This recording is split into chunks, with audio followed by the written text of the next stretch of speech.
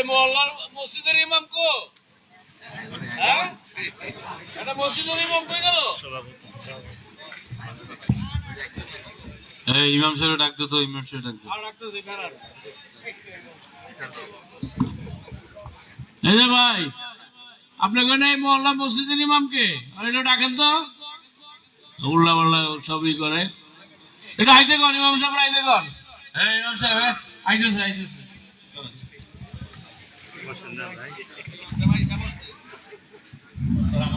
ওয়ালাইকুম আসসালাম। হ্যাঁ, আপনি ইমাম মসজিদের ইমাম আপনি? হ্যাঁ হ্যাঁ, এই মসজিদের ইমাম। কেন, কি হয়েছে? আপনি রাজনীতি করেন কে মসজিদে বসে? হ্যাঁ, কোন দল করেন? আমি কিসের রাজনীতি করলাম? আমি তো কোনো রাজনীতি করি না, কোনো দলও করি না। এখন তো মনে হইতেছে কিছুই বুঝেন না আপনি। আপনি গত জুম্মায় কি বয়ান দিছেন? আমি গত জুমায় তো আমি ইনসাফের কথা বলেছি, কোরআনের কথা বলেছি, এখানে চাঁদাবাজি, ঘুষ এইসবের বিষয়ে কথা বলেছি। সাদাবাজি নিয়ে বন্ধু যদি কইছে করে আপনারে, আপনি 12 চান্দের ফজিলত চেনেন না? চেনেন না আপনি? হ্যাঁ চিনি। আপনি রোজা, নামাজ, হজ, যাকাত, আসমানের উপরের কথা কইবেন, জমিনের নিচের কথা কইবেন, আপনি সাদাবাজি দিয়ে বন্ধুতে কইছে কি?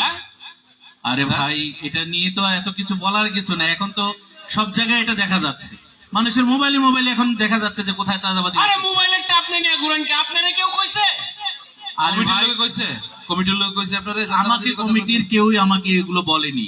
আমি এই যে আমাদের এখানে অনেক মুসল্লিরা আছে, সেদিনও বললো যে এখানে এই যে আমাদের বাজারে এরকম চাঁদাবাজি হচ্ছে। চুপ করেন মিয়া, ফাউল কথা বলেন। আমাকে সাদাবাজি দেবে? এই আমাদের মসজিদে সাদাবাজি এই না, এলাকায় কেউ বলছে? আরে কে চাঁদাবাজি? কোনো চাঁদাবাজি হয় না। কোনো চাঁদাবাজি নেই। কোনো চাঁদাবাজি হয় আরে না। ভাই, আপনার লোকই তো এই কথাগুলো বললো। আরে রাখেন না, আপনি আমার দিকে আঙ্গুল দেন কি লেগে? আমি কোন কি করছি?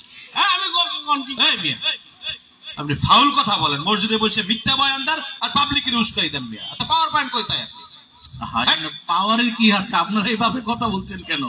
আমি তো এখানে পাওয়ারের কিছু দেখিনি। আরে প্রথম থেকে আপনি তর্কই করতেছেন।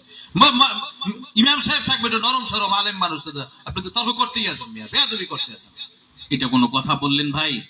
আমি যদি কোরআনের কথা বলি, আমি যদি ইনসাফের কথা বলি, আপনি যদি এটাকে আপনি বেয়াদবির কথা বলছেন। আপনি যদি এই ইনসাফের কথা মনে হয় যে এটা রাজনীতি, আমি রাজনীতিবিদ।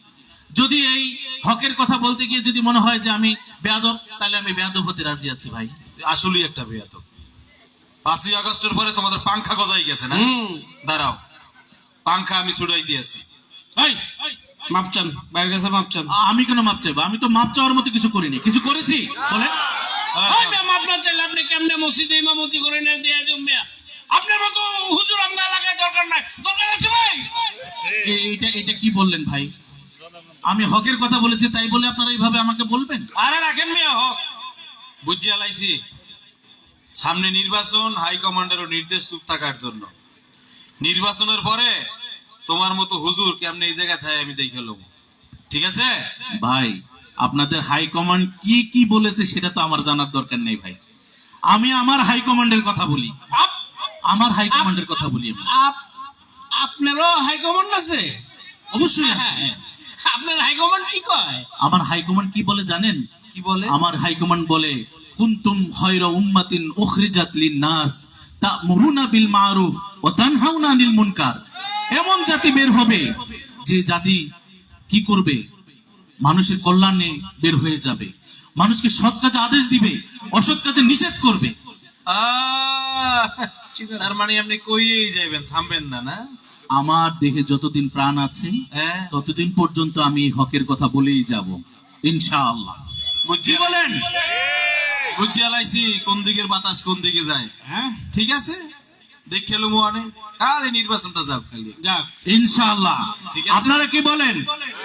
সত্য কথা বলবো, হকের কথা বলবো, ইনসাফের কথা বলবো, ন্যায়ের কথা বলবো, সবকিছু আমরা বলবো। আমরা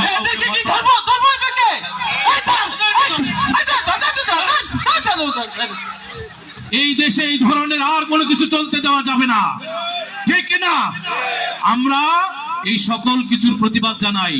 আমার আল্লাহ বলেছেন সৎ কাজে আদেশ দিতে, আমরা সৎ কাজ করব। আমার আল্লাহ বলেছেন অসৎ কাজে বাধা দিতে, আমরা সেটা বাধা দিব। এখন থেকে আমরা সেই কাজ করবো ইনশাআল্লাহ। সবাইকে বলে ইনশাআল্লাহ। নারায়ে তাকবীর। তাকবীর